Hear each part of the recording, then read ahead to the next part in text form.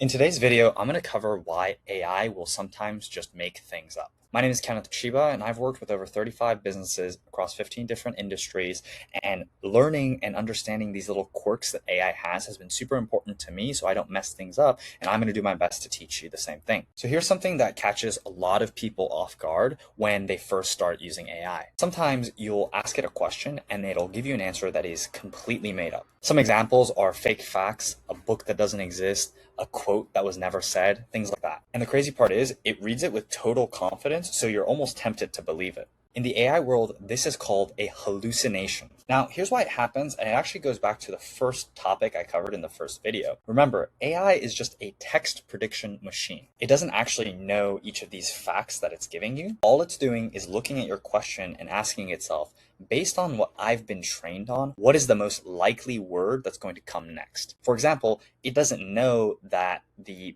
capital of France is Paris. It's just seen Paris is the capital of France, or the capital of France is Paris so many times that it infers, the capital of France is, and will fill in Paris. So the important thing to understand here is that when you ask AI something, it's not looking through a database to find the answer. It's just guessing what the most correct answer is. And because it's been trained on billions of data points, it gets it right most of the time. However, the issue comes up when it runs into something that it doesn't know or has not been asked within its billions of data points.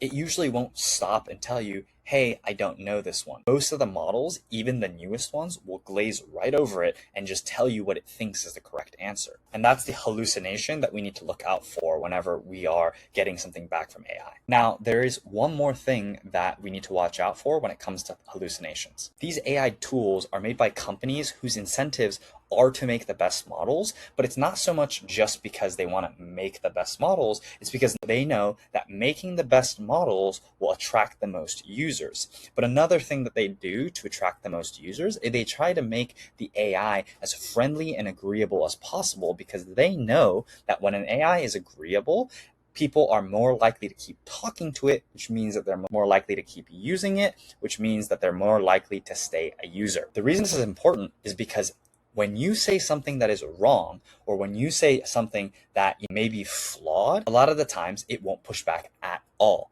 And if you correct yourself, what it will do is then it will say, you were totally right. I was wrong. I should have corrected you, without even thinking about what it said that was incorrect. So not only can it make stuff up, it can happily go with whatever you say is to be true, even if it's completely wrong. So in conclusion, the takeaway is pretty simple. While AI is a very powerful tool, don't just trust it with everything that it does. For specific stuff like numbers, dates, quotes, things like that, make sure it always cites its sources, or make sure it searches the internet for the answer so that it's pulling the correct answer from the internet rather than from its training data. The way I like to think about it is treat it like that one person who will always say everything confidently, even if they're wrong or right. Here's the one thing I want you to do after watching this video so you're actually changing your behavior and learning something rather than entertaining yourself with another AI video.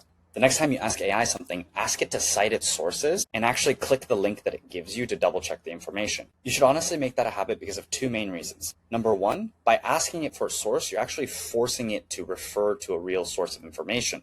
And number two, by clicking that source and verifying that information, you get around the other big issue that AI sometimes has, which is by citing a source but still not really pulling the exact accurate information from that source. If you want this video in text format, I actually have a link in the description to every single video in text format, as well as the links to all of them on my website, so you can grab it.